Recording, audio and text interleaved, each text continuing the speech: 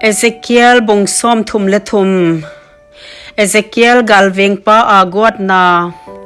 mangpa thu kakunga ahing tung kia a mi hing tapa na mi te kunga thu genin len akungwa gam tunga nam saw kalen sa chiangin agam mi ten alawa mi khat atel do wa galveng dinga akoi ule aman gam tunga nam saw hing tung dinga mu chianga mi pi te ki galgin na dinga pengkul amot chiangin mi koi po tua pengkul gin zanapi a kho salowa a umle nam saw hing tunga tua bang mi hinna alale asisan mo amalu tunga atuding hi aman pengkul gin zanapi a kho asa lozia in asisan mo amalu tunga atuding hi hinande akigal ging pa in ahinna ahumbit ding hi hinande galveng pa in nam saw hingkwan munapi a mi te ki galgin na dinga pengkul amot si le nam saw ahing tuna alawa pat mi koy ahyay khat hinna alale akhel na zia a la mang ahidinga hinande asisan phuba khu galveng pa tunga kalading hi to chin nang mi hing tapa israelin kwan te dinga galveng pa in kahing koy ahi to zia in kakama thupon ngai hia in len keya ki patin amao ki galging sa in migilo kunga o migilo nasinge nge dinga hi kachi a tua migilo hu agam tat na ki heisan dinga nahil si le tua migilo hu agit lo na zia in asidinga hinanle asisan phoba na tunga kalading hi ahi wangin migilo hu aumda na pat ki heidinga nahil a aumda na pat aki hei tuam si le akhel na zia in asidinga hinanle nang nahinna na hombit ding hi mimalmo pona to zia in nang mi hing tapa o israelin kwan kunga thu genin noten tambangin na geno hi itat helna tele I helna te itungwa a uma to te zia a tummang su hi ule bangchi ni hing thei ding wai na chi u hi chi in amau te kunga mangpa pasianin ahina kahin lai sia keiman migilo pasina a kipa namong mong kanei si a hinan le migilo hu aumdan gilowa pat ahing kinwa heya ahin hu kadei lamahi na umdan gilowa pat hing kinwa heyun hingki heyun azia pen bangdinga siding na hi waima chi in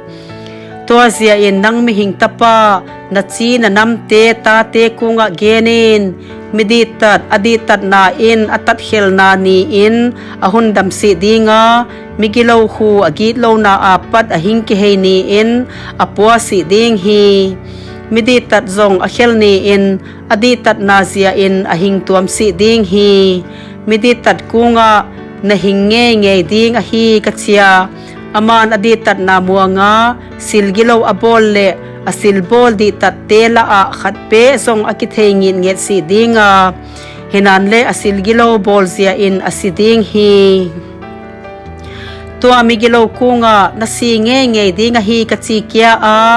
aman ahelna akiheisan a dan bangta le adi abol a migilo in sumlei toya kichiam nasil alate anwapia kya a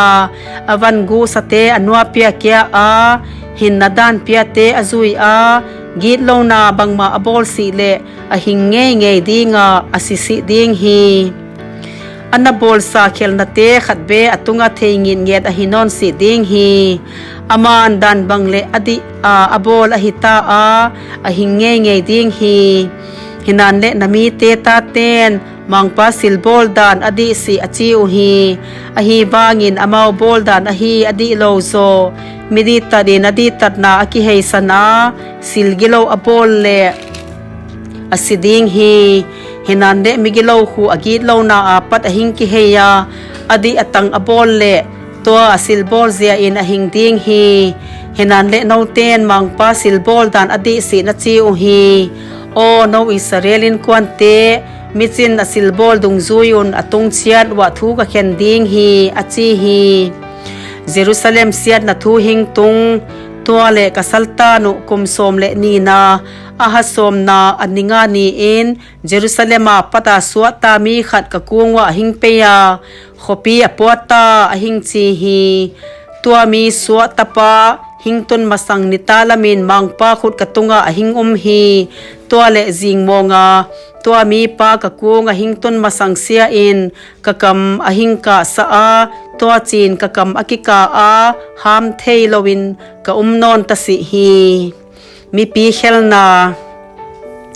tua chin mangpa thu kakunga hingtunga mi hing tapa Israel gam sesa mona teng ten Abraham mi khat mai hinapi aman tam gam alwa hi hinande eite mi tampi hi wa gam hu ilwa ding wa hingkipia hi chi in geno hi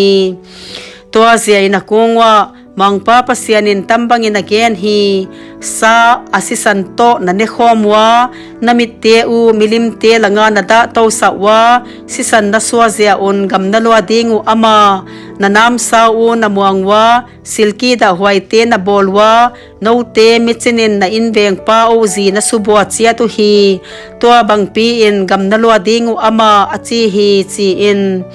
tambangin akungwa genin mangpapasianin tambangin again hi ahina kahinlai sia gam sesa a teng te nam sa winasidingwa gamla a umte khu gamsa te ne mangdingin kapedinga kulpi sunga umte le kolhom sunga umte natpi inasidingo hi azia pen gam khu koi maten lo na gam se pen kaswasa dinga akisa theipi ahat na kabeisa dinga Israel tangte koi matot non lo gam siale kinwa sia gam hita ding hi tua chin silki da huai abol te zo sia sia wa akiloi sa gam sia ka suwa sa zo chiangin kei mang pa ka hi chi athei dingu hi mi hing tapa o nang na hi le nami te ta te in nang ma hingen sia kulbang geila a in kot kha bulla a aki ho da po hi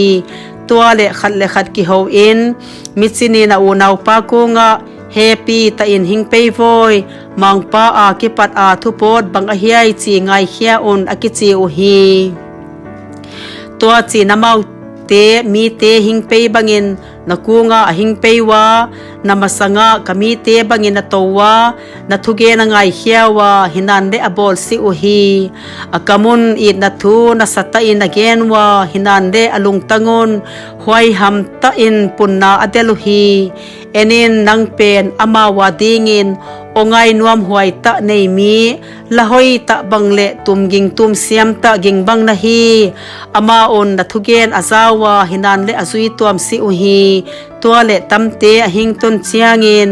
ngayin hingtung nge dinga hi tua chin ama on alawa gwal nei a hi chi athei dingu hi